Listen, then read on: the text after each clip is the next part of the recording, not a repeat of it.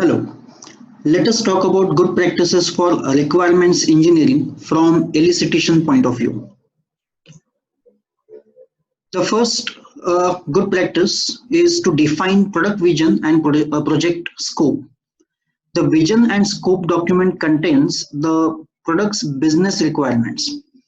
The vision statement gives all stakeholders a common understanding of the product's outcome. The scope defines the boundary for a specific release or iteration.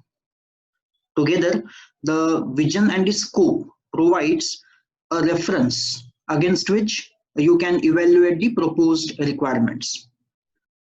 The vision should remain relatively stable throughout the project, but each planned release or iteration need its own scope statement. The second good practice is to identify user classes and their characteristics. To avoid overlooking the needs of any user community, you need to identify the various groups of users for your product or your project. They might differ in frequency of use or features used or kind of privilege levels or in terms of experience. You can describe the aspects of their job tasks, attitudes, location, or personal characteristics that might influence the product design. You can create user personas, descriptions of imaginary people who will represent the particular user classes. The third good practice is to select a product champion for each user class. You need to identify an individual who can accurately serve as a literal voice of the customer for each user class.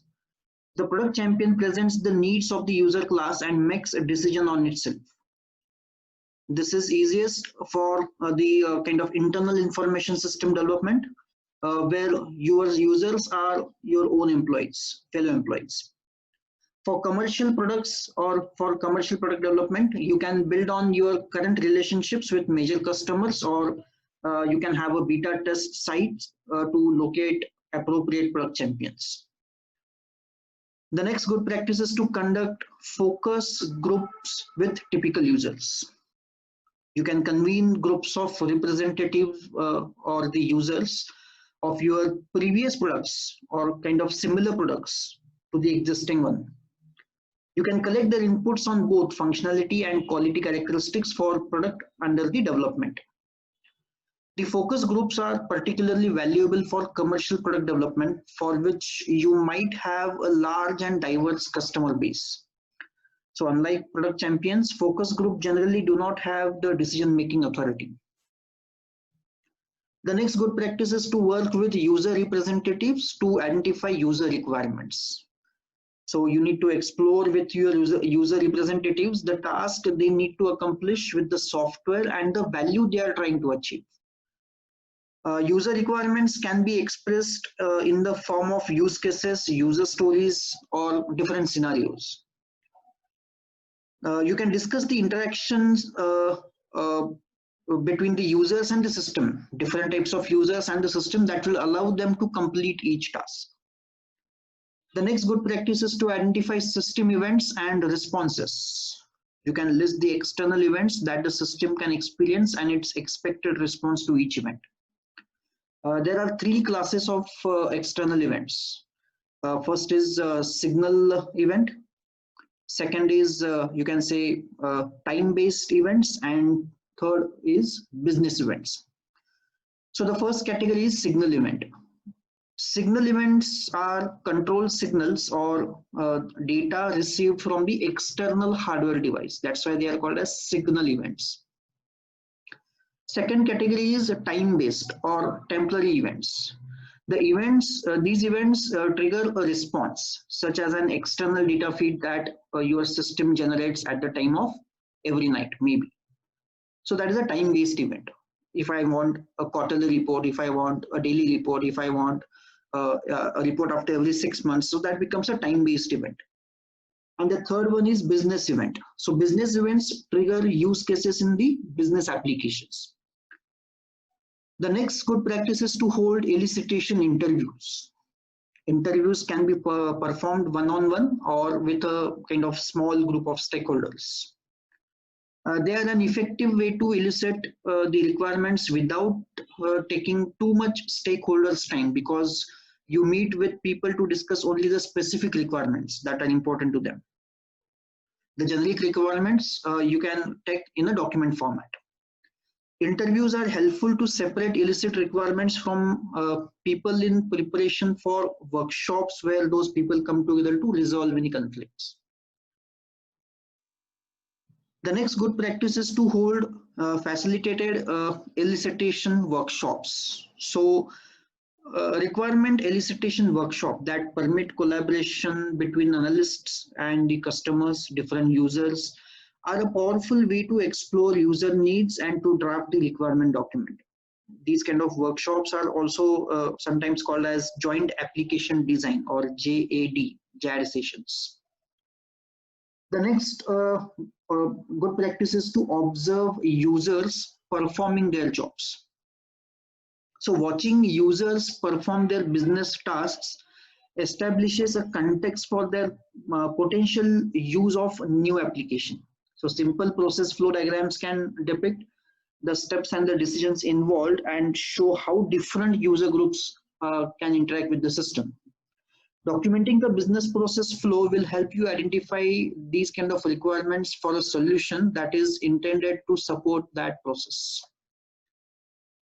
The next good practice is to distribute questionnaires. So questionnaires are a way to survey large group of users to determine what they want from the new system.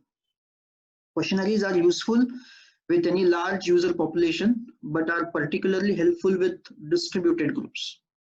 If the questions are well written, questionnaire can help you quickly determine analytical information about the needs. Additional elicitation efforts can then be focused according to the questionnaire results. The next good practice is to perform document analysis. So existing documentation can help reveal how systems currently work or what they are supposed to do. Documentation includes any written information about current system, business processes or requirement specification, competitor research, and the commercial of the shelf kind of packages. Reviewing and analyzing the documents can help identify functionality that needs to remain, or functionality that is not getting used, or how people do their job currently, or what competitors offer and what vendors say what their software should do. All these kind of reviews and all these kind of analysis can be done. Next good practice is to examine problem reports of current system for requirement ideas. If you are developing a new system, new software, that means there are some problems with the current system, or there are some modifications which are required in the current system.